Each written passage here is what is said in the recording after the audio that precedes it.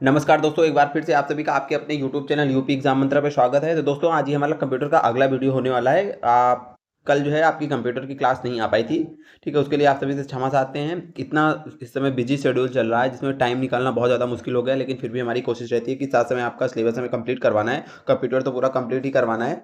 UP special की classes पे भी काम करना शुरू कर दी है। उसकी क्लासेस आपको जल्दी आना मिली शुरू हो जाएंगी। तो उसमें सारा PYQs उसमें भी हम कवर कर रहे हैं, ठीक है। थोड़ा सा यूपी स्पेशल की हम कोशिश करेंगे क्लासेस थोड़ा बड़ी आए, ठीक है, क्योंकि जल्दी से कंप्लीट करवा देंगे जितने भी क्वेश्चन उसमें प्रीवियस ईयर के हैं, तो आपका रिवीजन भी हो जाएगा और एक बार जो है पूरे क्वेश्चन प्रीवियस ईयर आप कर भी लेंगे, ठीक है। चलिए स्टार्ट करते हैं बिना डिस्कशन मतलब बिना टाइम वेस्ट किए हुए। पहला आज का हमारा क्वेश्चन है कि निम्नलिखित में से कौन सी कंपनी वीडियो ऐप टिकटॉक का स्वामित्व रखती है। आपको बताना है कि जो टिकटॉक था, टिकटॉक सब लोग जानते होंगे बढ़िया से, ठीक है। खूब आप जो ये रील शॉर्ट्स 30 सेकेंड वाले वीडियो का शुरू हुआ है जमाना, ये आपका बेसिकली लाया था ये टिकटॉक ने ही, ठीक है। तो टिकटॉक ये तो पता ही होगा आप लोगों को, ये चाइनीज ऐप था। कौन सा ऐप था? चाइनीज ऐप था। और जो इसकी मेन कंपनी थी, मतलब कौन सी कंपनी इसका स्वामित्व रखती थी, उसका जो नाम था तुम्हारे, उस कंपनी का नाम था बाइट डांस। क्या नाम था? उस कंपनी का था नाम बाइट डांस, ठीक है। ये उस समय का क्वेश्चन था। टिकटॉक से भी क्वेश्चन आने नहीं वाला है। बाकी वो चीज़ें यहाँ पे लिखी हुई है, आप इसको देख लीजिएगा। इंपॉर्टेंट है नहीं, लेकिन अब आपको कुछ जो इंपॉर्टेंट है वो चीज़ें हम बता दे रहे हैं। कुछ सोशल मीडिया प्लेटफॉर्म का नाम लिख दे रहे हैं, इनको आपको याद कर लेना है कि इनके संस्थापक कौन है। यहाँ से क्वेश्चन पूछता है, ठीक है। तो पहले सबसे पहले इंस्टाग्राम। चलिए आप कमेंट करिए, हम यहाँ पे नाम लिख रहे हैं, आप लोग कमेंट करिएगा इसका कौन है, ठीक है। इतनी टाइम में जितने में हम लिख रहे हैं आंसर भी लिखेंगे इसका, ठीक है। आपका व्हाट्सअप हो गया और आपका ट्विटर हो गया, ठीक है। संस्थापक का नाम बोल रहे हैं हम, ठीक है। CEO की बात नहीं कर रहे हैं। लिंक्डइन हो गया आपका। इतना आपको, हाँ इतना बहुत है, ठीक है। यहीं से क्वेश्चन आया हुआ है। इंस्टाग्राम के संस्थापक जो है इनका नाम है Kevin Systrom plus mic Krieger. Mic Krieger ये किसका है? ये है इंस्टाग्राम का, ठीक है। व्हाट्सअप का कौन है? तो व्हाट्सअप का आपको याद रखना है, एक सेकेंड। यहाँ से क्वेश्चन आए हुए हैं, तो ये जो 3 4 हम लिखवा रहे हैं ये मोस्ट इंपॉर्टेंट है, इसको आप लोग रट लीजिएगा, ठीक है। जेन कॉम और ब्रैन एक्टन, दो लोगों का नाम आपको यहाँ से याद रखना है। ट्विटर में याद रख लीजिएगा जैक डोर्सी। हम संस्थापक की बात कर रहे हैं, आप लोग ध्यान दीजिएगा, जिसने मतलब इस ऐप को, इन ऐप्स को, इन प्लेटफॉर्म्स को बनाया है, जिन लोगों ने मिलकर, ठीक है। संस्थापक की बात कर रहे हैं, ठीक है। नू ग्लास और बिज स्टोन। बिज स्टोन के अलावा हो गए इवान विलियम्स। Ivan Williams. उसके बाद लिंक्डइन का याद कर लीजिएगा, ये इनका जो है, इनके संस्थापक हैं रीड हॉफमैन। रीड हॉफमैन, ठीक है। अच्छा, लिंक्डइन के बारे में आपको एक बात और याद रखना है, जैसे ये सारी सोशल मीडिया प्लेटफॉर्म्स है, इंस्टाग्राम भी, व्हाट्सअप भी, ट्विटर भी, यहाँ पे तो सब कोई रहते हैं, मतलब हम आप, एक जनरल जो है सोशल मीडिया प्लेटफॉर्म है। लेकिन लिंक्डइन के बारे में आपको एक बात ये याद रखनी है कि ये रोजगार उन्मुख वेबसाइट है। यहाँ पे मतलब जो विभिन्न क्षेत्रों से जुड़े हुए पेशेवर पेशेवर होते हैं, ठीक है, प्रोफेशनल्स होते हैं, ठीक है। जैसे आपके सॉफ्टवेयर इंजीनियर हो गए, ग्राफिक्स डिजाइनर हो गए, ठीक है, मैनेजमेंट वाले हो गए, ठीक है, फाइनेंस वाले हो गए, मतलब विभिन्न क्षेत्रों से जो जुड़े हुए व्यक्तित्व होते हैं, जो पर्सनालिटीज़ होती हैं, जो पेशेवर होते हैं, वो यहाँ पे होते हैं। मतलब बेसिकली ये रोजगार उन्मुख वेबसाइट है, ये पॉइंट आपको याद रखना है। रोजगार उन्मुख वेबसाइट है जहाँ पे आपको दुनिया भर के विभिन्न क्षेत्रों से जुड़े हुए कौन मिलेंगे? पेशेवर व्यक्ति मिलेंगे, ठीक है।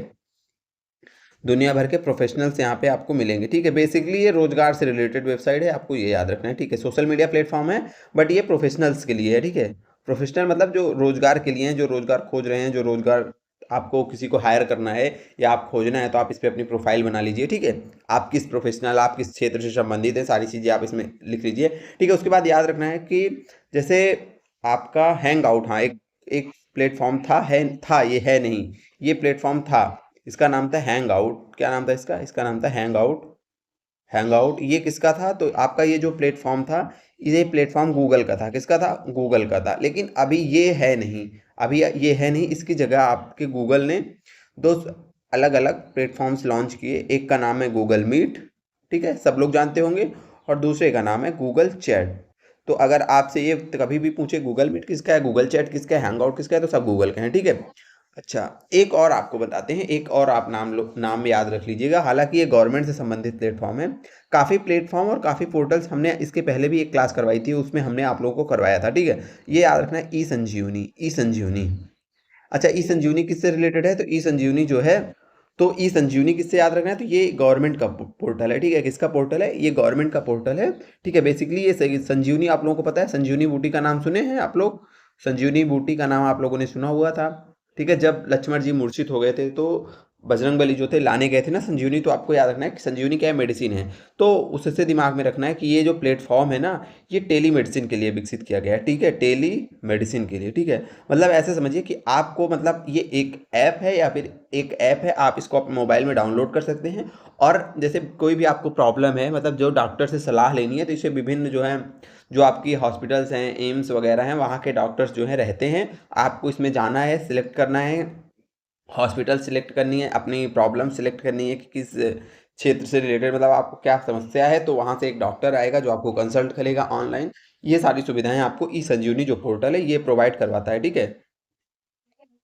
तो चलिए, इतनी चीजें हमने आपको बता दी है, बढ़ते हैं आगे, ठीक है। अगला क्वेश्चन हमारा है कि केविन सिस्ट्रोम और माइक क्रीगर ने निम्नलिखित में से एक, इन्होंने किसकी स्थापना की थी? तो अभी हमने बताया केविन सिस्ट्रोम, ठीक है। हमने यहाँ पे सिस्टम लिखा है, इसको सिस्ट्रोम भी कहीं कहीं सिस्टम, कहीं कहीं सिस्ट्रोम लिखा रहता है, ठीक है।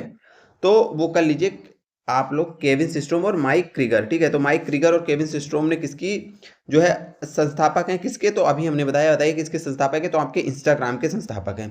व्हाट्सअप का भी हमने बता दिया, ट्विटर का भी बता दिया और लिंक्डइन का भी बता दिया, ठीक है। ये बात आपको याद रखनी है। बढ़ते हैं आज के अगले प्रश्न के ऊपर। आज का हमारा अगला प्रश्न है कि निम्नलिखित में से कौन सी साइटें सोशल मीडिया नेटवर्किंग के उदाहरण है? तो चलिए बताइए। लिंक्डइन सोशल मीडिया नेटवर्किंग है, ठीक है। पिंटरेस्ट है, इंस्टाग्राम है, तीनों सोशल मीडिया नेटवर्किंग है ना। पिंटरेस्ट बेसिकली इस पे जो है, ये एक मतलब उससे रिलेटेड है, जो फोटोज होती हैं ना उससे रिलेटेड है। यहाँ पे आपको बहुत सारी फोटोज वगैरह मिल जाएंगी पिंटरेस्ट पे, ठीक है। बेसिकली तीनों हैं जो है सोशल मीडिया प्लेटफॉर्म्स। तो आपको सोशल नेटवर्किंग जो साइट्स हैं, कुछ और भी जो आप यूज़ करते हो, उनका नाम याद रखना है, ठीक है। दिमाग में कभी वो पूछ सकता है कि कौन है कौन नहीं है, तो ये जनरल क्वेश्चन है, तो यहाँ पे याद रख लीजिएगा कि ये तीनों हैं, ठीक है। तो इसका राइट आंसर जो हो जाएगा वो हो जाएगा आपका डी। बढ़ते हैं अगले प्रश्न के ऊपर। आज का हमारा अगला प्रश्न है कि कौन सी सोशल मीडिया साइट मुख्य रूप से दुनिया भर के पेशेवरों को जोड़ने का एक तरीका प्रदान करती है, जिसका निर्माण विशेष रूप से ज्ञान तथा विचारों का आदान प्रदान करने और रोजगार के अवसर पैदा करने के लिए किया गया है? फेसबुक है? नहीं, फेसबुक पे कौन सा रोजगार मिल रहा है। इंस्टाग्राम पे कौन सा, व्हाट्सअप भी नहीं, तो हमने पहले ही बताया था क्या है इसका, आपका लिंक्डइन है, ठीक है। ये आपको याद रखनी है। अगले प्रश्न पे बढ़ते हैं, ठीक है। इसीलिए हमने स्टार्टिंग में आपको काम भर की चीजें बता दी कि अब आप पर्याप्त क्वेश्चन सॉल्व कर लेंगे। जहाँ पे कुछ नई चीज आएगी, समझाने वाली चीज आएगी, हम फिर से वहाँ पे समझा देंगे, ठीक है। स्पीड थोड़ा तेज लेके चल रहे हैं, क्योंकि ज़्यादा बकवास करने का कोई मतलब है नहीं, पेपर एकदम सामने है आपके, तो अभी एग्जाम ओरिएंटेड हमें चीज़ों को करना है, ठीक है। और अब आपको टाइम नहीं वेस्ट करना है, एकदम टू द पॉइंट चीज़ों को पढ़ते चलिए। अगला जो हमारा प्रश्न है वो है कि सोशल मीडिया में हैशटैग का प्राथमिक उद्देश्य क्या होता है? हैशटैग, जैसे आप हैशटैग लगाते हो ना किसी चीज़ के पहले, हैशटैग ट्रेंड करवाते हो ना आप लोग ट्विटर पे, ठीक है। तो वो हैशटैग का क्या मतलब है? तो बताइए, किसी पोस्ट के लेखक की पहचान के, बताइए लेखक कौन, राइटर इसके लिए होता है? नहीं। जो बेसिकली हैशटैग होता है, जैसे हमें किसी मुद्दे को ट्रेंड करवाना है, तो सब लोग वही सेम हैशटैग जो है कीवर्ड्स के साथ करके हैशटैग सामने लगा के करते हैं। तो मतलब कोई बेसिस मुद्दा होता है यहाँ पे, ठीक है। अगला है आसान खोज के लिए कीवर्ड या विषयों को चिन्हित करना, ठीक है। तो यही इसका मेन उद्देश्य होता है। बहरहाल पोस्टों को उनकी भावना के आधार पर वर्गीकृत करना नहीं, किसी पोस्ट में व्यंग्य या विडंबना दर्शाने के लिए नहीं। बेसिकली ये होता है कि उस हैशटैग से रिलेटेड, जैसे मान लीजिए आपको हैशटैग UP SSS, तो अब वो क्या करेगा, अगर जितने भी UP SSS वाले हैं उसको जो है उन सब्जेक्ट्स को चिन्हित कर लेगा, ठीक है। जब आप इसको लेके करेंगे तो ये ट्रेंड करने लगता है ना चीज़ें कि हाँ UP SSS आज ज़्यादा ट्वीट हुआ इसके, तो वो सब्जेक्ट के विशेष कीवर्ड को चिन्हित करने के लिए हैशटैग का यूज़ किया जाता है। तो इसका राइट आंसर क्या हो जाएगा? बी हो जाएगा। बढ़ते हैं अगले प्रश्न के ऊपर। लिखा है कि हैंग आउट एक संचार मंच है जो वीडियो कॉलिंग, वॉइस कॉलिंग और टेक्स्ट आधारित संदेशों को एक ही सेवा से जोड़ता है। ये किसके द्वारा विकसित किया गया था? तो हमने पहले ही बताया, ये विकसित किया गया था आपके गूगल के द्वारा, ठीक है। स्टार्टिंग में ही हमने बता दिया।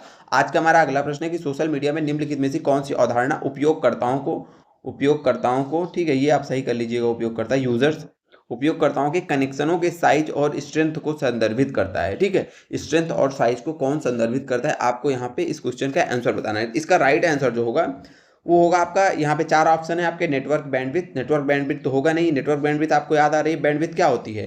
बैंडविड्थ होती है कि जैसे मान लीजिए आपकी, हमने बताया था ना, उदाहरण दिया था, ये आपकी लाइन है, यहाँ पे स्टार्टिंग में एक निश्चित समय में कितना डेटा एक बार में जा सकता है, वो होती है बैंडविड्थ। मतलब नेटवर्क की चौड़ाई कितनी है जिस रास्ते से जा रहा है, ठीक है। सिंपल माध्यम में यही मतलब होता है बैंडविड्थ का, तो यहाँ तो इसका बैंडविड्थ से कोई मतलब है नहीं। अगला है कम्युनिटी मॉडरेशन, ठीक है। कम्युनिटी मॉडरेशन से भी इसका कोई संदर्भ नहीं है। कम्युनिटी मॉडरेशन बेसिकली होता क्या है आपको पता है, इससे नहीं संबंधित है, बट हम आपको बता देते हैं कम्युनिटी मॉडरेशन होता क्या है, इसका मतलब क्या होता है, क्योंकि अगली बार ये क्वेश्चन पूछा जा सकता है। तो देखिए कम्युनिटी का मतलब होता है जैसे कोई जो है कंटेंट है जो कि किसी कम्युनिटी या किसी ग्रुप को जो है आपत्तिजनक लग रहा है, ठीक है। कोई कंटेंट है सोशल, कहीं पे भी आपके इंटरनेट पे कोई कंटेंट जो है वो किसी ग्रुप मतलब किसी समूह, ठीक है, किसी समूह या किसी कम्युनिटी, मतलब आपकी कोई कम्युनिटी है, कोई समुदाय है जिसको वो कंटेंट आपत्तिजनक लग रहा है। कैसा लग रहा है? आपत्तिजनक लग रहा है। तो सोशल कम्युनिटी मॉडरेशन में होता है कि इस आपत्तिजनक कंटेंट को हटाना है। कहाँ से? सोशल मीडिया से हटाना, ठीक है। इनको हटाने के लिए नियमों को लागू करना, हटाने के लिए नियमों को लागू करना, ठीक है। तो ये कहलाता है कम्युनिटी मॉडरेशन।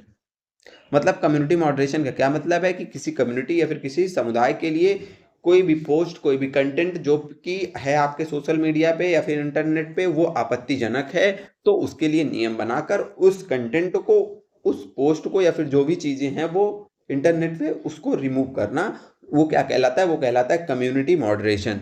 क्वेश्चन हमारा अगला है आज का कि प्रत्येक प्लेटफॉर्म को, अच्छा एक सेकंड, इसका तो आंसर हमने बताया ही नहीं जो हमारा प्रश्न था, ठीक है। प्रश्न क्या था कि हमें बताना था कि ये उपयोगकर्ताओं के कनेक्शन साइज, मतलब ये उपयोगकर्ता कितने लोगों से जुड़ा हुआ है, ये होती है कनेक्शन साइज। स्ट्रेंथ का मतलब होती है कि उससे कितनी नज़दीकी से जुड़ा हुआ है, ठीक है, क्या उससे कितनी बार मैसेज करता है, कितनी चीज़ें बात करता है, ठीक है। तो बेसिकली आपके सोशल मीडिया व्यवहार को जो देखता है, आप कितने लोगों से कनेक्टेड हैं, किससे ज़्यादा क्लोज कनेक्ट हैं, किससे नहीं कनेक्ट हैं, ठीक है, आप किस टाइप के लोगों से कनेक्ट हैं। तो ये चीज़ें जो है इसको कौन संदर्भित करता है? इसको संदर्भित करता है सोशल ग्राफ, आपका सोशल ग्राफ। तो अब यहाँ पे हम पहले समझ लेते हैं कि सोशल ग्राफ होता क्या है, किस चीज़ की चर्चा करने वाले हैं। तो हम चर्चा करने वाले हैं सोशल ग्राफ की। अभी आपको बताते हैं सोशल ग्राफ क्या होता है।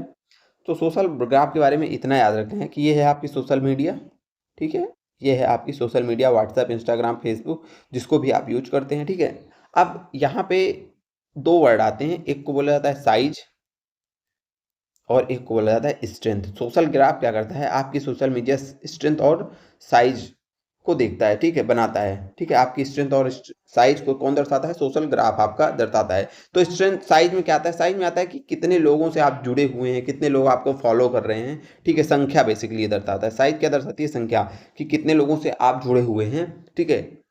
और स्ट्रेंथ दर्शाता है इंटरेक्शन। क्या दर्शाता है? इंटरेक्शन। इंटरेक्शन का मतलब कि आप, मतलब जैसे किसी से जुड़े हैं, अब आप उनमें से किससे ज़्यादा बात कर रहे हैं, किसकी पोस्ट को ज़्यादा लाइक कर रहे हैं, किसके साथ ज़्यादा जुड़े हुए हैं, मतलब आपकी उनसे इंटरेक्ट करने की आवृत्ति किसके साथ ज़्यादा है, किसके साथ कम है। जैसे मान लीजिए आपके इंस्टाग्राम में 100, 500, 1000 फॉलोअर हैं, तो कुछ लोग होंगे जिससे आप डेली मैसेज करते होंगे, कुछ लोग होंगे जिनके से वीकली बात करते होंगे, कुछ लोग होंगे जिनको केवल आप होली दीपावली विश करते होंगे, कुछ लोग ऐसे भी होंगे जिनके पास आज तक मैसेज ही नहीं किए होंगे आप। तो वो ये चीज़ दर्शाती है इंटरेक्शन, ठीक है।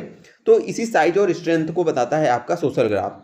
अब अगर इसको सरल शब्दों में बोलें कि सोशल ग्राफ आपका क्या बताता है, कि लोग कैसे एक दूसरे से जुड़े हैं, लोग कैसे एक दूसरे से जुड़े हैं, कैसे एक दूसरे से जुड़े हैं, ये दर्शाता है आपका सोशल ग्राफ। एक दूसरे से जुड़े हैं, ठीक है। कैसे एक दूसरे के साथ लोगों का संबंध है, कैसे एक दूसरे के साथ आपका संबंध है, कैसे एक दूसरे के साथ संबंध है, कैसे एक दूसरे के साथ, कैसे एक दूसरे के साथ संबंध है लोगों का, ठीक है। मतलब कितनी, कैसे संबंध का मतलब यहाँ पे ये है कि कितनी बार, मतलब क्लोज संबंध है, कि वही कि जल्दी जल्दी मैसेज करते हैं, जल्दी जल्दी एक दूसरे से बात करते हैं, करीब हैं, कि एक दूसरे से कितनी दूरी है, ये सारी चीज़ें कहाँ पे हैं। तो ये सारी चीज़ें आपके जो है सोशल ग्राफ आपका बताता है। और इसी सोशल, अब आप कहेंगे अच्छा इसका कुछ यूज़ क्या होता है, ये क्या होता है, तो साधारण से एग्जांपल बताएं। तो जो आपका फेसबुक में देखे हैं, फेसबुक में आपको दिखाता है एक ऑप्शन, उसमें दिखाता है पीपल यू मे नो करके, पीपल यू मे नो। अब आप कहते हैं कैसे ये जानता है, जो वहाँ पे आपको रिकमेंडेशन देता है, यहाँ पर ये सुझाव देता है कि पीपल यू मे नो का, वो कैसे देता है? वो तो फेसबुक आपके इसी सोशल मीडिया ग्राफ का यूज करता है, देखता है कि आप कहाँ से हैं, कितने लोगों से जुड़े हुए हैं, उसी हिसाब से लोगों को आपको वो रिकमेंड करता है कि आपके सोशल मीडिया ग्राफ में ये आ सकते हैं। तो ये यही इसी का यूज करता है सोशल मीडिया ग्राफ का, ठीक है। तो ये हो गई सोशल मीडिया ग्राफ के बारे में। हमारा क्वेश्चन था कि उपयोगकर्ताओं के कनेक्शन साइज और स्ट्रेंथ को संदर्भित करता है। साइज स्ट्रेंथ को कौन संदर्भित करता है? Social media graph, social graph आपका संदर्भित करता है। सोशल ग्राफ क्या है हमने बेहतरीन तरीके से चर्चा कर ली। अगला हमारा क्वेश्चन है, अब हमारा जो है ये हैं प्लेटफॉर्म्स हैं और दूसरी साइड लिखा हुआ है उनका जो है क्या लिखा हुआ है कि वो किस लिए हैं। अब यहाँ पे अच्छे से बना हुआ नहीं है, हम बता देते हैं। जैसे देखिए यहाँ पे आपका लिंक्डइन है, ठीक है, ये प्रोफेशनल नेटवर्किंग है, ठीक है। अगला है ट्विटर, ट्विटर आपका माइक्रो ब्लॉगिंग यहाँ पे लिखा है, ठीक है। ई संजीवनी टेलीमेडिसिन के लिए है और माई गवर्नमेंट जो है वो क्राउड सोर्सिंग के लिए है। बेसिकली ये यहाँ पे क्वेश्चन फॉर्मेट में नहीं है, ये सीधे सीधे आंसर फॉर्मेट में लिखा हुआ है, तो ये हम आपको सीधे आंसर बता देते हैं, ठीक है। लिंक्डइन का हमने बता ही दिया आपको क्या है। ये है प्रोफेशनल्स का नेटवर्क है, मतलब पेशेवर जो लोग होते हैं एक दूसरे से जुड़े हुए विभिन्न क्षेत्रों में, जैसे सॉफ्टवेयर इंजीनियर, ग्राफिक डिजाइनर, ठीक है, अन्य बहुत सारे प्रोफेशनल पेशेवर लोग, उनका ये एक नेटवर्क होता है। तो इसका तो राइट आंसर ये हो ही गया, ठीक है। उसके बाद दूसरा है ट्विटर। ट्विटर का आपका इसका राइट आंसर होगा ट्विटर माइक्रो ब्लॉगिंग। अब कुछ लोगों को माइक्रो ब्लॉगिंग समझ में आया होगा, कुछ लोगों को नहीं। तो माइक्रो ब्लॉगिंग का इतना मतलब होता है कि छोटी आकार की पोस्ट जहां पे आप कर रहे हैं, छोटी पोस्ट, छोटा मैसेज ऐसे समझिए, ठीक है। तो उसी ब्लॉग्स में छोटी चीजें, छोटे छोटे साइज के मैसेज, जैसा आप इस पे ट्विटर पे कोई बहुत बड़ा जो है वीडियो नहीं डाल सकते ना, तो छोटे छोटे छोटी पोस्टों के लिए जो बनाया गया है तो वो है आपका ट्विटर। तो उसी को एकदम सरल शब्दों में बता रहे हैं, उसी को कहते हैं आपका माइक्रो ब्लॉगिंग, ठीक है। अगला है आपका ई संजीवनी। ई संजीवनी के बारे में भी हमने बता दिया है, टेलीमेडिसिन। और जो ये माई गवर्नमेंट है ये क्राउड सोर्सिंग, ठीक है, इसके बारे में आपको याद रखना है crowd sourcing. My government basically है क्यों, किस लिए बनाया गया है, तो इसके बारे में हम आपको बता देते हैं। माई गवर्नमेंट एक प्लेटफॉर्म है, ये गवर्नमेंट का प्लेटफॉर्म है। माई गवर्नमेंट ये आप याद करना है किस लिए है, ये गवर्नमेंट का प्लेटफॉर्म है। क्यों है, तो ये है जैसे सिटीजन के इंगेजमेंट के लिए, सिटीजन के इंगेजमेंट के लिए, मतलब प्रशासन में नागरिकों की भागीदारी बढ़ाई जाए, तो सिटीजन के इंगेजमेंट के लिए है ये, ठीक है। ये बात आपको याद रखनी है। अब सिटीजन के इंगेजमेंट का क्या मतलब है कि जैसे लोग आए वो अपने विचारों को साझा करें, कि मतलब मेरे विचार से अपनी नीतियों को साझा करें कि गवर्नमेंट ये काम करे ये सही है, लोग अपने विचार को साझा करें, लोग अपने आइडियाज़ को, अगर उनको कोई गवर्नमेंट को लेकर के कोई विचार विकास के लिए कुछ भी उनका आइडियाज़ है तो अपने आइडिया को शेयर करें, अपनी सलाह दें, ठीक है, फीडबैक दें, जो प्रशासन की गवर्नमेंट की योजनाएं हैं विभिन्न उनका फीडबैक दें, ठीक है। तो बेसिकली लोगों को जोड़ने के लिए, क्राउड लोगों को जोड़ने के लिए कि लोगों की शासन में मतलब थोड़ी सी भागीदारी सुनिश्चित की जा सके, इसके लिए आपका माई गवर्नमेंट पोर्टल है, ठीक है। तो ये याद रखनी है, सिटीजन इंगेजमेंट या फिर क्राउड सोर्सिंग के लिए आपका ये है। कौन सा प्लेटफॉर्म है, तो माई गवर्नमेंट, ये गवर्नमेंट का ऑफिशियल प्लेटफॉर्म है। ये लॉन्च कब किया गया, तो डेट भी याद रखिएगा कि 26 जुलाई आपका 2014। तो 2014 में आपको ये बात, तो यहाँ से आपको 26 जुलाई नहीं याद रखनी है, बस 2014 याद रखना है कि माई गवर्नमेंट जो पोर्टल था ये कब लॉन्च किया गया। तो 2014 में आपका माई गवर्नमेंट पोर्टल जो है वो लॉन्च किया गया, ठीक है। उसके बाद बढ़ते हैं अगले प्रश्न। इसका राइट आंसर आप लोगों को मिल गया ही होगा, सारी चीज़ों का हमने आंसर बता दिया। क्वेश्चन का फॉर्मेट सही नहीं था तो हमने आंसर ही सीधे आपको बता दिया। अगला है कि गलत कथन की पहचान करिए, ठीक है। आपको गलत कथन की पहचान करना है। पहला है कि सोशल मीडिया प्लेटफॉर्म कभी भी हटाए गए संदेशों को संग्रहित नहीं करते हैं। बताइए सही है गलत, यानी कि सोशल मीडिया से जो आपने डिलीट कर दिया वो सोशल मीडिया पे रहता ही कि नहीं रहता है। कितने लोगों को रहता है, लगता है कि रहता है, कितने लोगों को लगता है कि नहीं रहता, बताइएगा, ठीक है। अगला है कि ब्लॉक करने से उन्हें आपको मेंशन करने से रोका जाता है, यानी कि आपने किसी को ब्लॉक कर दिया तो वो आपको मेंशन कर सकता है कि नहीं कर सकता। अगला है कि प्लेटफॉर्म ऐप के बाहर ब्राउजिंग बिहेवियर एकत्रित कर सकता है, यानी कि जो प्लेटफॉर्म है आपका जरूरी नहीं, उसके बाहर भी जो आपका बिहेवियर है, आप क्या कर रहे हैं, कैसे कर रहे हैं, ठीक है, आपकी गतिविधियों को वो रिकॉर्ड करता है, यानी कि बेसिकली आपके जो है बिहेवियर को, आपकी गतिविधियों को वो जान सकता है, कलेक्ट करते हैं सोशल मीडिया प्लेटफॉर्म, ऐसा है कि नहीं। अगला है कि वेरीफाइड बैच, जो वेरीफाइड रहता है ना, वेरीफाइड बैच, ठीक है, वेरिफिकेशन का किसी किसी में ब्लू टिक आता है, किसी किसी में आपके प्रोफाइल के चारों ओर ऐसे राउंड सर्कल हो जाएगा, तो उसे बोलते हैं वेरीफाइड बैच। वो खाता प्रमाणिकता को सुनिश्चित करता है, ये तो सबको पता ही होगा कि हाँ ये खाता प्रमाणिकता को आपके सुनिश्चित करता है। अलग अलग प्लेटफॉर्म पे अलग अलग टाइप के वेरीफाइड वेज रहते हैं, जो कि आपकी प्रोफाइल की कोई कहीं पे ब्लू टिक हो जाएगा, कहीं पे ऐसे सर्कल हो जाएगा, कुछ ना कुछ वो आपको कहीं पे स्टार दे देंगे वेरीफाइड वेज के रूप में। तो हर जगह अलग अलग तरीके की जो है चीज़ें होती हैं, ठीक है। तो बेसिकली वो जो होता है वो आपकी प्रमाणिकता बताता है कि हाँ ये व्यक्ति यही है, तो ये हमारा ये बात तो सही हो गई, ठीक है। अगला है कि प्लेटफॉर्म ऐप से बाहर, तो ये भी बात एकदम सही है कि आप जब सोशल मीडिया से फेसबुक का कह रहा है तो ऐसा नहीं है कि वो केवल जब आप फेसबुक चलाते हो तभी आपके बिहेवियर को वो रीड करता है, नहीं, उसके अलावा भी आपकी गतिविधियों को वो कलेक्ट करता है, ठीक है। आप क्या कर रहे हो, कैसे कर रहे हो, आपको रीड करने की कोशिश करता है। अगला है कि ब्लॉक करने से आपको मेंशन करने से रोका जाता है, तो इसका जो हो जाएगा कि ब्लॉक करने से उन्हें आपको मेंशन करने से रोका जाता है, मतलब कि अगर आपने किसी को ब्लॉक कर दिया तो आपको मेंशन नहीं कर सकता। बिल्कुल सही बात है। अगला जो हमारा पहला ऑप्शन था कि सोशल मीडिया प्लेटफॉर्म कभी भी हटाए गए संदेशों को संग्रहित नहीं करते, तो ऐसा नहीं है। आपने कोई मैसेज डिलीट कर दिया सोशल मीडिया पे, ठीक है, तो वो हर की अलग अलग पॉलिसी होती है, अलग अलग प्लेटफॉर्म की अलग अलग पॉलिसी है, लेकिन लगभग लगभग सारे प्लेटफॉर्म 30 से 90 दिनों तक आपका डेटा रखते हैं। क्यों? क्योंकि वो इसलिए लगते हैं कि किसी काम में, मान लीजिए आपकी गवर्नमेंट रिकॉर्ड मांग रही है, आपने कोई ऐसा आपत्तिजनक पोस्ट किया जो कि आप बाद में डिलीट कर दिए, बट वो गवर्नमेंट की जो पॉलिसीज़ हैं, उस सोशल मीडिया प्लेटफॉर्म की जो पॉलिसीज़ हैं, उसकी वो जो है उसके अकॉर्डिंग नहीं था आपका कंटेंट, ठीक है, उसकी अवहेलना करता था, ठीक है, वो चीज़ें पोस्ट करने के लायक नहीं थी, मतलब बहुत सारी चीज़ें हो सकती हैं, ठीक है। तो उन इसी को ध्यान में रखते हुए आप अगर किसी चीज़ को डिलीट करते हैं तो आपके सामने से तो डिलीट हो जाती है, लेकिन सर्वर पर वो चीज़ रखी रहती है, तो वो 30 से 90 दिन तक रखी रहती है। और किसी विशेष परिस्थितियों में यदि गवर्नमेंट या किसी माध्यम से कोई और चाहे, मतलब बेसिकली गवर्नमेंट का ही उदाहरण लेते हैं, गवर्नमेंट अगर चाहती है तो आपका डेटा ले सकती है, ठीक है, वहाँ से। तो अगर आप डिलीट कर रहे हैं, आपको लग रहा है डिलीट हो गया, लेकिन अलग अलग प्लेटफॉर्म के हिसाब से कहीं पे 30 दिन, कहीं पे 90 दिन आपकी जो है चीज़ें, जो आपका डेटा है वो संग्रहित रहता है, तो ये गलत है। इस गलतफहमी में मत रहिएगा आप सब। अगला प्रश्न है कि निम्नलिखित में से कौन सा ई गवर्नमेंट का प्रकार नहीं है। अब ई गवर्नमेंट क्या होती है पहले हम इसको समझेंगे। जब हम आप ई गवर्नमेंट समझ जाएंगे तो सारी चीजें उसके बाद की आसानी से समझ जाएंगे, ठीक है। ई गवर्नेंस, ठीक है, ई गवर्नेंस क्या है, ये ई गवर्नेंस लिख लीजिएगा, ई गवर्नमेंट नहीं, इसको ई गवर्नेंस लिख लीजिएगा, ठीक है, ई गवर्नेंस, ठीक है। तो यहाँ पे पहले हम समझ लेते हैं ई गवर्नेंस क्या है, ठीक है। इसको लिखिए ई गवर्नेंस। देखिए पहले तो ई गवर्नेंस का उद्देश्य समझिए। ई गवर्नेंस का उद्देश्य क्या है, याद रखिए कि ई गवर्नेंस का जो गवर्नमेंट का उद्देश्य है, गवर्नमेंट चाहती है कि जो आपका प्रशासन है, ठीक है, जो आपकी गवर्नेंस है, प्रशासन में क्या आए, सरलता आए, नैतिकता आए, नैतिकता आए, जवाबदेही सुनिश्चित हो, अधिकारियों की जो भी विभिन्न पदों पर बैठे हैं उनकी जवाबदेही सुनिश्चित हो, ठीक है, उत्तरदायी उत्तरदायी, ठीक है, और पारदर्शिता है, ठीक है, पारदर्शी प्रशासन हो। तो बेसिकली ई गवर्नेंस का उद्देश्य क्या है, यानी कि ई गवर्नेंस का क्या उद्देश्य है कि जो प्रशासन है वो सरल हो, वो नैतिक हो, वो जवाबदेह हो, वो उत्तरदायी हो और वो पारदर्शी हो। ये पांचों उद्देश्य आपको याद रखना है, क्वेश्चन यहाँ से भी आएगा, ठीक है, ठीक है। तो ई गवर्नेंस का उद्देश्य क्या है कि इस प्रकार के प्रशासन की स्थापना करना जो कि इन विशेषताओं वाला हो, ठीक है। अब ई गवर्नेंस देखिए कितने टाइप की होती है, ठीक है, ई गवर्नेंस कितने टाइप की होती है, मतलब ई गवर्नेंस को कितने प्रकारों में बांटा गया है, जो सर्विसेज हैं ई गवर्नेंस के तहत प्रोवाइड की जाने वाली, उनको कितने प्रकारों में रखा गया है। देखिए तो ई गवर्नमेंट के तहत जो सर्विसेज हैं, ई गवर्नेंस के तहत जो सर्विसेज आती हैं, उनमें सबसे एक पहली जो आती है वो G2E।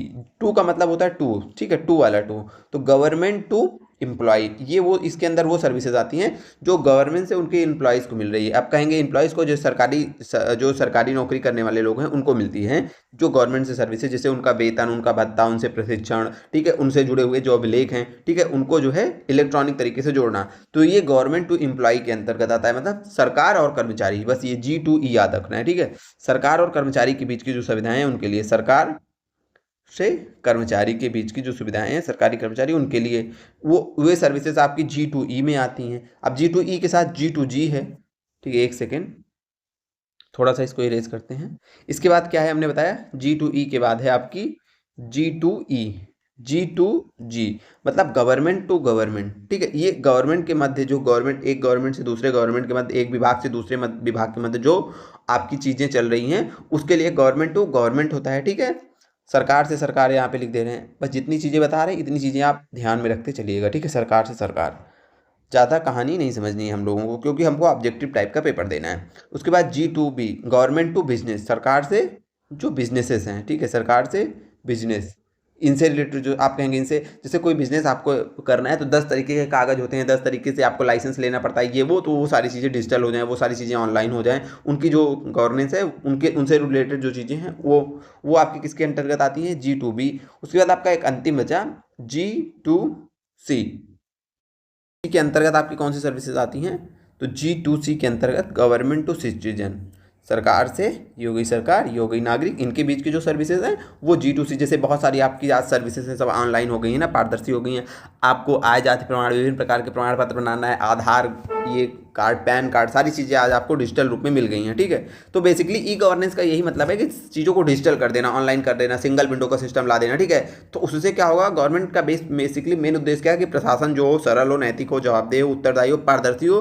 तो उसने अब उससे गवर्नमेंट से जुड़ी हुई जितनी सर्विसेज हैं उसके लिए उसने क्या लाया, ई गवर्नेंस का जो उसका सिस्टम है वो इसीलिए आया, ठीक है। उसके बाद हमने बताया कि ई गवर्नेंस में आपकी 4 प्रकार की सर्विसेज आती हैं, government to employ, government to government, government to business, government to citizen. Citizen से मतलब हम हैं, हम लोग हैं, सब नागरिक हैं। नागरिक से और सरकार से जुड़ी हुई जो सर्विसेज हैं वो इसके अंतर्गत आती हैं। G2B सरकार और बिजनेस से जुड़ी हुई जो सर्विसेज हैं उसके अंतर्गत आती हैं। G2G मतलब सरकार और विभिन्न विभागों से संबंधित जो सुविधाएं वो आती हैं। और G2E का मतलब होता है सरकार और कर्मचारियों से जुड़ी हुई जो सर्विसेज हैं वो ये हो गई। अब इसी के साथ आपको एक बात और याद रखनी है कि एक है आपका digital India mission, digital India mission, ठीक है। डिजिटल इंडिया मिशन, इसके बारे में कुछ नहीं याद रखना, केवल पूछता है आपसे कब लॉन्च हुआ, तो 1 जुलाई 2015 को आपका लॉन्च हुआ डिजिटल इंडिया मिशन। कब लॉन्च हुआ, 1 जुलाई 2015 को, ठीक है।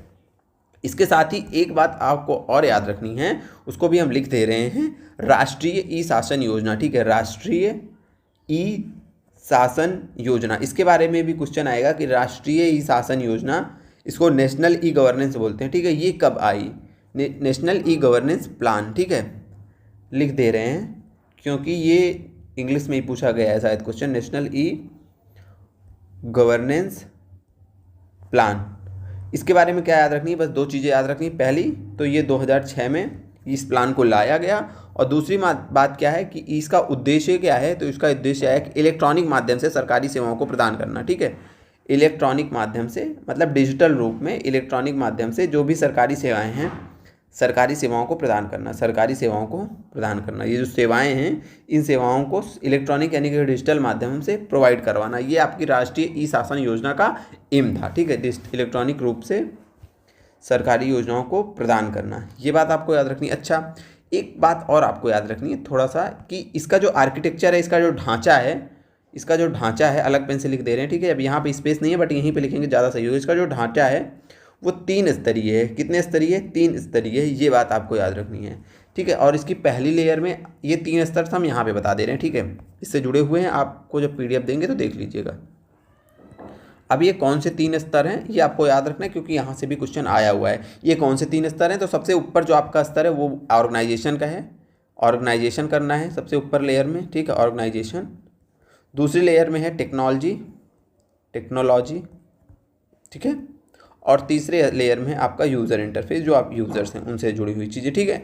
तो ये 3 लेयर्स में है आपका जो राष्ट्रीय ई शासन योजना है, वो 3 स्तरीय ढांचे के अंतर्गत इसको बनाया गया है, जिसकी पहली लेयर में ऑर्गेनाइजेशन, दूसरी लेयर में टेक्नोलॉजी और तीसरी लेयर में आपका यूज़र होता है। और ये योजना 2006 में आपकी आई। उद्देश्य क्या है कि इलेक्ट्रॉनिक रूप से जो भी सरकारी सेवाओं को प्रदान करना, जो भी सरकारी सेवाएं उनको इलेक्ट्रॉनिक रूप से प्रदान करना। अब उसके बाद आपको कुछ और चीज़ें हम होमवर्क में दे रहे हैं, आपको करना है। होमवर्क क्या है, उमंग ऐप के बारे में हमने कल बताया था, इसका आप कमेंट करके बताइए फुल फॉर्म। उमंग के साथ एक स्वान है आपका, स्वान क्या है, फुल फॉर्म लिखेंगे समझ जाएंगे। WAN, स्वयं वैन पता है आपको, ये हम स्वान बोल दे रहे हैं, ठीक है, इस रूप में, बल्कि ये आपका SWAN भी आप इसको बोल सकते हैं। तो WAN आपका हमने वाइड एरिया नेटवर्क पढ़ा था, वैन वाइड एरिया नेटवर्क, ठीक है, वाइड एरिया नेटवर्क। उसके बाद स्टेट, इसके आगे जोड़ दिए स्टेट, तो आपका स्टेट वाइड एरिया नेटवर्क, ठीक है। तो SWAN आपका क्या है, स्टेट वाइड एरिया नेटवर्क, ठीक है। उसके बाद अच्छा CSC आप लोग सब लोग सुने होंगे, CSC क्या होती है, CSC का फुल फॉर्म भी पूछ सकता है, पूछा है शायद कहीं ना कहीं। तो CSC का फुल फॉर्म क्या होता है, जहाँ पे आप जाते हो नहीं CSC सेंटर पे, तो CSC का फुल फॉर्म होता है उस CSC सेंटर का कॉमन सर्विस सेंटर। क्या होता है नाम, कॉमन सर्विस सेंटर। बहुत सारे साथियों को पता भी होगी, जिनको नहीं पता होगी हम लिख दे रहे हैं, ठीक है। पूछा जाता है कि ये किस मॉडल पे आधारित है, तो ये इसका जो मॉडल है वो PPP है, क्योंकि ये गवर्नमेंट से जुड़ा है, लेकिन कोई प्राइवेट व्यक्ति लाइसेंस लेके आपको गवर्नमेंट से जुड़ी हुई योजनाओं का से जोड़ता है। मतलब ये जो अभी हमने देखा ना कि जो इलेक्ट्रॉनिक माध्यम से सरकारी योजनाएं प्रदान कराई जा रही हैं, उन सरकारी योजनाओं को प्रदान करने के लिए इस CSC वाले के पास लाइसेंस होता है। लाइसेंस से गवर्नमेंट प्रदान करती है, लेकिन ये व्यक्ति वो आपका प्राइवेट होता है। तो ये इसीलिए बोला जाता है कि इसका जो मॉडल है वो PPP है। PP का मतलब होता है कि P for public, P for private, P for partnership, ठीक है। तो ये पब्लिक प्राइवेट पार्टनरशिप पर आपका ये मॉडल आधारित है, ठीक है। अच्छा, इतनी चीज़ें हो गई। एक और पोर्टल आपको याद रखना है, देखिए हम वो सारी चीज़ें आपको कवर करवाते चल रहे हैं जहाँ से आपका क्वेश्चन आता है या आने की पॉसिबिलिटीज़ है। तो ये क्लास आपकी लगी इतनी होगी, कुछ लोगों को छोटी लगती होगी, कुछ लोगों को बड़ी लगती होगी, बट इस क्लास में हम कभी कभी होता है क्लासेस नहीं आती, वो आपको कंटेंट देख के पता चलता होगा कि हमें ऐसा नहीं है कि हमें कुछ भी पढ़ा देना है, पढ़ाना है एकदम क्वालिटी कंटेंट देना है जहाँ से क्वेश्चन आए, ठीक है। तो ये देखिएगा क्वेश्चन यहाँ से डायरेक्टली इनडायरेक्टली आएंगे, क्योंकि ये क्लास बहुत मेहनत करके बनाई जाती है। बाकी प्रगति पोर्टल क्या है, प्रगति मतलब प्रगति, ऐसे देखिए प्रगति प्रगति, तो ये पोर्टल प्रगति के लिए है। आप कहेंगे कैसी प्रगति के लिए, तो जैसे सरकार की बहुत सारी परियोजनाएं चल रही होती हैं, आपको पता है बहुत सारी परियोजनाएं चल रही होती है ना, तो ये उन परियोजनाओं की प्रगति की समीक्षा करने के लिए है, परियोजनाओं की समीक्षा करने के लिए कि भैया ये योजना इस समय आई थी, क्या हुआ इसमें, क्या चल रहा है, कितना पैसा खर्च हो गया, कितना डेवलपमेंट हुआ। तो परियोजनाओं की समीक्षा का ये मंच है, ठीक है, परियोजनाओं की समीक्षा का मंच है आपका प्रगति पोर्टल। ये आपको याद रखना है। ऐसे पूछेगा कि प्रगति पोर्टल किससे संबंधित है, तो आपको याद रखना है कि जो विभिन्न परियोजनाएं चल रही हैं परियोजनाओं की समीक्षा करने के लिए एक मंच बनाया गया जिसका नाम है प्रगति। प्रगति से दिमाग में रख लीजिएगा, प्रगति मतलब कितनी प्रगति हुई है, कितनी प्रगति हुई है, तो वो आपके दिमाग में सेट रहेगी चीज़ें। अच्छा, डीबीटी का फुल फॉर्म पूछता है, ठीक है। जैसे आप पहले मनरेगा में काम होता था तो क्या होता था, डीबीटी नहीं था, ठीक है। पहले जितनी भी सरकारी योजनाएं थी बहुत जगह जहाँ पे किसानों को लाभ दिया जाता था, बहुत प्रकार की योजनाएं आती थी, ठीक है। तो वहाँ पे डायरेक्ट लोगों को चेक दिया जाता था, मतलब चेक के माध्यम से, कैश के माध्यम से पैसा दिया जाता था, वहाँ पे बहुत ज़्यादा भ्रष्टाचार होता था। लेकिन अब गवर्नमेंट ने जो लाया है तरीका, उसका नाम है डायरेक्ट बेनिफिट ट्रांसफर। जो भी बेनिफिशियरी हैं उनके खाते में उनका डेटा सारा लेकर के सीधे उनके खाते में जो उनका बैंक अकाउंट है उस बैंक अकाउंट में सीधे जो है पैसे का ट्रांसफर कर देना, ठीक है। जो बेनिफिशियरी हैं उनके अकाउंट में जो भी योजना से जुड़ा हुआ उनका पैसा है वो चीज़ें उनके डायरेक्ट अकाउंट में ट्रांसफर कर देना, ये कहलाता है डायरेक्ट बेनिफिट ट्रांसफर, ठीक है। डीबीटी मतलब जो भी बेनिफिशियरी है उनके अकाउंट में डायरेक्ट ट्रांसफर कर देना। बस इतनी ही चीज़ें आपको याद रखनी है। यहाँ पे भी काफ़ी चीज़ें हमने आपको बता दी। अब देखते हैं, ठीक है। तो इसका राइट आंसर बताइएगा कि ई गवर्नेंस का प्रकार नहीं है, बिजनेस टू बिजनेस है, गवर्नमेंट टू गवर्नमेंट है, गवर्नमेंट टू सिटीजन है, ठीक है, गवर्नमेंट टू सिटीजन है, बिजनेस टू बिजनेस नहीं है ना। ये देखिए पहला ही ऑप्शन नहीं होगा, बिजनेस टू बिजनेस नहीं है बल्कि जी है। सब आपको सबसे पहले तो याद रखना है, पहली साइड हरदम जी होगा, government to business G to B, ठीक है, government to government G to G, government to citizen G to C, government to business G to B. तो बिजनेस टू बिजनेस नहीं है, गवर्नमेंट टू बिजनेस है। ये तीनों हो जाएंगे आपके सही और ये नहीं होगा आपका, ठीक है। तो राइट आंसर इसमें गलत पूछा था तो ये हो जाएगा हमारा राइट आंसर। बढ़ते हैं अगले प्रश्न की ओर। आज का हमारा अगला प्रश्न है कि ई गवर्नेंस में डिजिटल दस्तावेजों की सुरक्षा और प्रामाणिकता सुनिश्चित करने के लिए प्रायः किस तकनीक का यूज किया जाता है। देखिए, सुरक्षा मतलब कि ये हमारा डॉक्यूमेंट सही है, जिस रूप में भेजा गया उसी रूप में आया हुआ है, और प्रमाणिकता मतलब जिस कहीं से आया है वो प्रमाणित। जैसे पहले लग होता था ना कि कोई चीज़ आपको प्रमाणित करवानी है तो उस डिपार्टमेंट की मोहर साइन चाहिए, तो वो चीज़ें प्रमाणित होती है ना ऑफलाइन में। तो ऑनलाइन में कैसे, तो देखिए आप लोग कोई सर्टिफिकेट वगैरह डाउनलोड करते होंगे ऑनलाइन, तो उसमें राइट साइड में लिखा आता है ना कि digital verified, digital signature verified by ये, वेरीफाइड बाई वो। तो वो डिजिटल सिग्नेचर की जो तकनीक है ना, वही जो डिजिटल गवर्नेंस में विभिन्न प्रकार के आपके दस्तावेज हैं उनको सत्यापित करने के लिए यूज किया जाता है, ठीक है। सिग्नेचर यहाँ पे भी सिग्नेचर, वहाँ पे वो सिग्नेचर डिजिटल हो गई, सिंपल रूप में याद कर लीजिएगा, ठीक है। डिस्ट्रीब्यूटेड लेजर टेक्नोलॉजी ये नहीं होगा, क्लाउड कंप्यूटिंग तो कुछ अलग ही चीज़ है, ठीक है। वीपीएन यहाँ से कोई मतलब ही नहीं है। वीपीएन तो आपको हमने बताया था ना, वीपीएन आपको पब्लिक नेटवर्क में प्राइवेट नेटवर्क वाली फीलिंग देता है, ठीक है, आपको ढक लेता है आपके आईपी एड्रेस वगैरह को। लेकिन अगर ऐसा आप सोचते हैं कि वीपीएन में किसी को कुछ नहीं पता आप क्या कर रहे हो, तो नहीं, आपके सर्विस प्रोवाइडर को सारी चीज़ें पता होती हैं। हमने बताया था ना वीपीएन का टाइम, याद करिए। तो इसका राइट आंसर क्या हो जाएगा, डिजिटल सिग्नेचर। तो डिजिटल सिग्नेचर के बारे में ये याद रखना है आपको कि ई गवर्नेंस में डिजिटल दस्तावेजों को कहीं पे भी आ जाए कि डिजिटल दस्तावेजों को सुरक्षा और प्रमाणिकता जो है किसके माध्यम से दी जाती है, ऑप्शन में डिजिटल सिग्नेचर है, तो आपको याद करके रखना है इस चीज़ को। अगला है कि आईएमपीएस का फुल फॉर्म क्या है, तो पता नहीं हमने आपको आईएमपीएस हमने बताया था लास्ट क्लास में, क्या होता है, इमीडिएट पेमेंट सिस्टम। हमने बताया था ना यूपीआई का इसी का समझिए आधुनिक वर्जन है यूपीआई, इमीडिएट पेमेंट सिस्टम का, ठीक है। तो इमीडिएट पेमेंट सिस्टम भी हो गया आपका, इसको हमने कल की क्लास में देखा था। अगला है कि गवर्नमेंट टू सिटीजन, नागरिक से सरकार से नागरिक, इस सेवा में कौन सी सेवाएं आती है, अब खुद से बताइए कि अब इसमें हमको वो सेवा का नाम ढूंढना है जो सरकार नागरिकों को देती है। तो सरकार से सरकार नहीं होगा आपका, ठीक है। सरकारी कार्यालयों के लिए सुरक्षित दस्तावेज, सरकारी कार्यालयों के लिए सुरक्षित दस्तावेज, तो वो तो गवर्नमेंट टू गवर्नमेंट में आ जाएंगे ना, गवर्नमेंट के लिए, गवर्नमेंट के विभाग के लिए हैं, हमारे लिए थोड़ी ना है। अगला है कि सरकारी कर्मचारियों के लिए, तो सरकारी कर्मचारी आ गए, तो गवर्नमेंट टू एम्प्लॉय हो जाएगा, लेकिन गवर्नमेंट टू सिटीजन पूछ रहा है, ये भी नहीं होगा। अगला है ऑनलाइन टैक्स फिलिंग। अब हम लोग हो गए ना, टैक्स फिल करना है, जो नागरिक है वो जा रहा है ऑनलाइन टैक्स फिल कर ले रहा है, तो गवर्नमेंट की सर्विस किसके लिए, हमारे लिए, तो ये हो जाएगा इसका राइट आंसर, ठीक है। कभी भी इस टाइप का क्वेश्चन पूछे तुरंत जोड़िए, हमारे लिए, लोगों के लिए है, अगर लोग वो सर्विस का फायदा उठा रहे हैं तो वो गवर्नमेंट टू सिटीजन हो जाएगा। सरकारी कर्मचारियों के लिए है तो गवर्नमेंट टू एम्प्लॉय हो जाएगा। सरकार के एक विभाग से दूसरे विभाग के लिए है तो गवर्नमेंट टू गवर्नमेंट हो जाएगा। चीज़ें आपको एकदम कॉन्सेप्ट क्लियर होना चाहिए दिमाग में, और ज़्यादा कॉन्सेप्ट क्लियर करते समय ना बहुत कहानी नहीं बनानी चाहिए, कॉन्सेप्ट हरदम एक लाइन में क्लियर करो, दिमाग में एक पॉइंट नोट कर लो कि ये है तो ये है, तो इससे जब आप ऑब्जेक्टिव क्वेश्चन देखोगे तो सीधा सीधा सॉल्व होगा। बहुत कहानी पढ़ोगे, हमें आपको मेंस तो अभी लिखना नहीं है कि रिटन में लिख के आना है, ठीक है, ऑब्जेक्टिव टाइप का क्वेश्चन है। हमने कई बार बोला है कि ज्ञानी बनने से अच्छा है कि क्वेश्चन को सॉल्व करना सीखे, ठीक है, क्योंकि पेपर हमारा निकलेगा क्वेश्चन सॉल्व करने के तरीके से, और क्वेश्चन सॉल्व करने की पढ़ाई अलग तरीके से होती है। बाकी सब्जेक्ट आपको बेहतरीन तरीके से पढ़ाया ही जा रहा है। अगला क्वेश्चन है कि आपका जो है ये जो आपका NEGP लिखा है ये वही है जो अभी हमने आपको बताया था, नेशनल ई गवर्नेंस प्लान। अभी हमने आपको बताया ना था ना ऊपर नेशनल ई गवर्नेंस प्लान, याद आ रहा है, नेशनल ई गवर्नेंस प्लान अभी हमने ऊपर आपको बताया था, फिर से हम लिख दे रहे हैं गवर्नेंस प्लान। ठीक है, कब आया था? 2006 में आया था। हमने बताया था क्यों आया था, इसलिए आया था कि जो इलेक्ट्रॉनिक सरकारी सेवाएं हैं उनको इलेक्ट्रॉनिक माध्यम से प्रोवाइड करना। 3 लेयर हमने आपको बताई थी, organisation layer, technology layer, user layer. कब आया था? 2006 में आया था। तो इसी को शॉर्ट में लिखा जाता है NEGP। ठीक है, तो यही हो गया। ये पूछ रहा है कि इसमें कितनी परतें शामिल है, पहले ही हमने बता दिया 3 परतें शामिल है। कौन कौन सी? तो आपकी हो गई कौन सी? ऑर्गेनाइजेशन, अभी हमने बताया ऑर्गेनाइजेशन। ठीक है, पूरा नहीं लिख रहे हैं क्योंकि हमने लिखा है, बस रिवीजन करवा रहे हैं, नई चीज़ें 2-3 बार पढ़ा देंगे तो अच्छी याद हो जाएगा। टेक्नोलॉजी और यूज़र। ठीक है, यूज़र। तो ये 3 चीज़ें हो गई। ठीक है, आपकी जो है नेशनल ई गवर्नेंस प्लान में कब आया था? 2006 में आया था। ठीक है, ये बात आपको याद रखनी है। बढ़ते हैं अगले प्रश्न पे। आज का हमारा अगला प्रश्न है कि निम्न में से कौन सी एक तात्कालिक भुगतान प्रणाली है जो 24 घंटे यहाँ तक कि छुट्टियों के दिन भी संचालित होती है? इसका राइट आंसर आपको बताना है। वो कौन सी है आपकी तात्कालिक प्रणाली?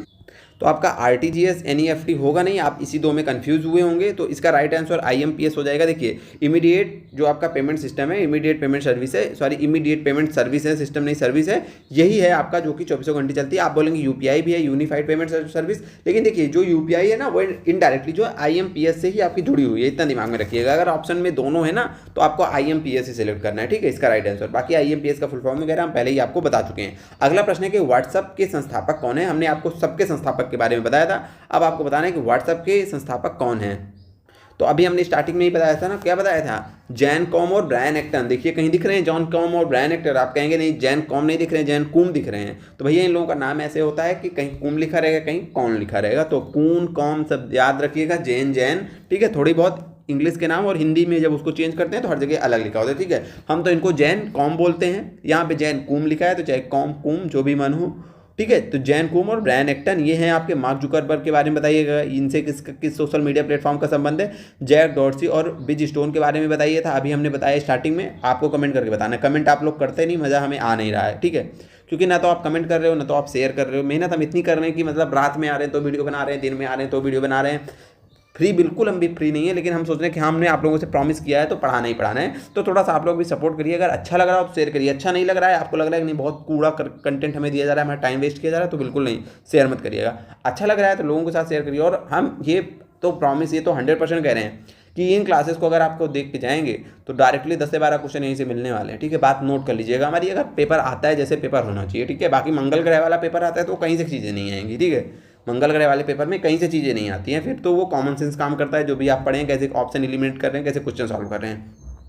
लेकिन जो पेपर का तरीका होता है, तरीके वाला पेपर होता है, उस टाइप का पेपर आएगा तो यहीं से आपको डायरेक्ट जो है कम से कम 10-12 क्वेश्चन देखने को मिलेंगे, केवल हम जितने एनालिसिस करके जितनी चीज़ों को पढ़ाएं केवल यहीं से। तो अगर अच्छी लग रही हो, मेहनत को अप्रिशिएट करना है, आपसे वैसे भी कुछ नहीं ले रहे हैं। हमारे कुछ साथियों ने सलाह दी कि सर आप पेड बैच लॉन्च कर दीजिए, और क्योंकि टाइम पे आप पढ़ा नहीं पा रहे हैं तो जो है कुछ लोगों को मतलब हायर कर लीजिए, पेड बैच हम लोगों से पैसा लीजिए। लेकिन हमने बोला कि भाई हमें मौके का फ़ायदा नहीं उठाना है। ठीक है, अभी हम आपकी सलाह से ही है, हम आपका सम्मान करते हैं, सबकी बातें मानते हैं। ठीक है, आपको अच्छा लग रहा है तभी आप बड़े मतलब छोटे भाई हैं, बड़े भाई जो भी आप लोग हों, ठीक है, तो आप मुझे सलाह, बहुत अच्छी बात है कि आप लोग इतना सपोर्ट कर रहे हो कि मतलब आप खुद से अपनी साइड से बोल रहे हो कि सर हाँ आप ऐसा करिए, मतलब कंटेंट वैल्यूएबल लग रहा है। लेकिन भाई अगर हम सही बताएं रियलिटी में तो हम मतलब ये अभी जैसे हमने प्रॉमिस किया था किसी के लिए नहीं, लेकिन लेखपाल के साथियों के लिए हमारा पूरी चीज़ें जितनी हम करेंगे, चाहे हम किसी व्यक्ति को रखे ही हों, वो मेरे लिए काम कर रहा है। क्योंकि टीम जैसे देखिए आप बहुत चीज़ें करनी, टेस्ट भी करना है, तो हैं लोग हैं, 1-2 लोग हैं काम करने के लिए, ठीक है। लेकिन हमने आपको फ्री में देने का प्रॉमिस किया तो वो चीज़ें हम फ्री में देंगे, मौके का फ़ायदा नहीं उठाएंगे कि अभी पेपर है। आप लोग होते ही नहीं, साइकोलॉजिकल आपके दिमाग में प्रेशर है, आप फीलिंग में डूबे हुए हो, कोई कंटेंट कोई आप पैसा देने के लिए तैयार हो, ठीक है। क्योंकि ऑनलाइन आज चीज़ें सस्ती हो गई हैं, 100 रुपये, 50 रुपये, 500 रुपये में चीज़ें आपको अच्छी वैल्यूएबल चीज़ें मिल रही हैं। लेकिन ये चीज़ें होती हैं ना, मौके का फ़ायदा उठाना, ठीक है। अगर हमें देखिए, हम किसी भी परीक्षा में अगर कभी भी पेड बैच लाएंगे तो पेड बैच हमारा जैसा होगा उसके लिए प्रॉपर टाइम होगा कि हम लेखपाल के लिए अगर कभी भी बैच लाएंगे, मान लीजिए अभी तो आपका पेपर हो रहा है तो उसके लिए प्रॉपर टाइम से लाएंगे, सही समय पे लाएंगे। ऐसा नहीं कि अंतिम समय में आपसे प्रॉमिस किए फ्री में पढ़ाने के लिए, बाद में कुछ भी करके आपसे पैसा ले, नहीं, हम अभी कोई पेड बैच लेखपाल के साथियों के लिए नहीं लाएंगे। टेस्ट वगैरह जितनी चीज़ें दे रहे हैं हम सब फ्री में देंगे, ठीक है। ये हमारा आपसे आप आ रहे हैं, हमारे साथ हैं, हमारे परिवार का हिस्सा बनने वाले हैं, तो परिवार के लोगों से पैसा नहीं लिया जाता है जब तक संभव ना हो, जब तक मैनेज हो जाए चीज़ें, तो ठीक है।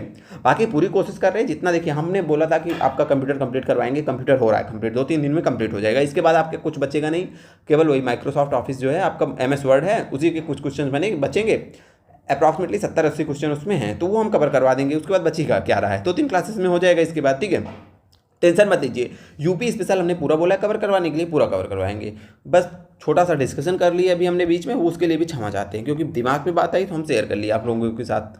अगली बात करते हैं कि ट्विटर की स्थापना में किसका योगदान है। देखिए हमने स्टार्टिंग में ही बता दिया था सबके बारे में, इंस्टाग्राम, व्हाट्सएप, ट्विटर, पूछ रहा है भाई सब ट्विटर का किसका है, तो ट्विटर के बारे में हमने बताया था। बताइए कुछ नाम याद आ रहा है, Jack Dorsey, new glass, Bridgestone, सब है ना। तो आपका ब्रिजस्टोन हो गए, न्यू ग्लास हो गए, जैक डॉर्सी हो गए, सब के सब हो गए, राइट आंसर सब हो गए। चलिए बढ़ते हैं अगले प्रश्न के ऊपर, फटाफट क्वेश्चन सॉल्व हो रहे हैं। गूगल द्वारा विकसित हैंगआउट सेवा वर्तमान में किन 2 सेवाओं को प्रतिस्थापित कर दी है, बताइए क्या होगा इसका राइट आंसर। तो आप कहेंगे सर इसका राइट आंसर होगा गूगल मीट और चैट, स्टार्टिंग में ही आपने बता दिया, ठीक है। तो इसीलिए हम स्टार्टिंग में हम एक क्वेश्चन पकड़ते हैं, तो उससे देखिए आपको सीख रहे हैं, मतलब प्रीवियस ईयर पढ़ाने का नहीं मतलब है कि रट रहे हैं आप चीज़ों, रटिए मत। देखिए कि क्वेश्चन वहाँ पे हैंग आउट आया, फिर से क्वेश्चन रिपीट हो गया है, क्वेश्चन इंस्टाग्राम का भी आ रहा है, कभी व्हाट्सअप आ रहा है, कभी ट्विटर का संस्थापक पूछ रहा है, तो चीज़ों को समझते चलिए। पैटर्न इसे कहते हैं, पैटर्न पकड़ना, कहाँ से क्या हमें पढ़ना है, यहाँ से ये चीज़ें मिलती हैं, ठीक है। अब अगर इंस्टाग्राम, व्हाट्सएप, ट्विटर से पूछा है, तो यदि आपको लगता है, सबको लगने का भी तरीका अलग होता है, अब लग रहा है कि नहीं यार ये प्लेटफॉर्म पॉपुलर हुआ, जैसे बताइए अभी क्या 2-3 महीने कोई पहले, 3-4 महीने पहले कोई इंडियन प्लेटफॉर्म जो है हुआ था, हम लोग सब सपोर्ट करने लगे थे, याद करिए। अपने रेल मंत्री ने उस प्लेटफॉर्म के ऐप के ऊपर, मतलब उसके कोई उसका ऐप था, उसके ऊपर जो है उन्होंने प्रेजेंटेशन दिया था। हम एक हिंट दे रहे हैं, हो सकता है पूछे, बहुत बड़ी पॉसिबिलिटी है ना, गोल्डन क्वेश्चन है ना। अब हम डायरेक्टली नहीं बोल रहे हैं, इनडायरेक्टली बोल रहे हैं। जाइएगा उसको सर्च करिएगा, वो कौन सा प्लेटफॉर्म है, उसके संस्थापक कौन है, इंडियन ही है, और आपको वो सारी सर्विसेज दे रहे हैं, ठीक है। उसका जो है सोशल मीडिया प्लेटफॉर्म भी आया था, ठीक है। कौन सा था कमेंट करके बताइएगा। उसकी कौन कौन सी और सर्विसेज हैं, 2-3 जो, अब उसके जितने सॉफ्टवेयर हैं सबका नाम आपको याद रखना है, ठीक है।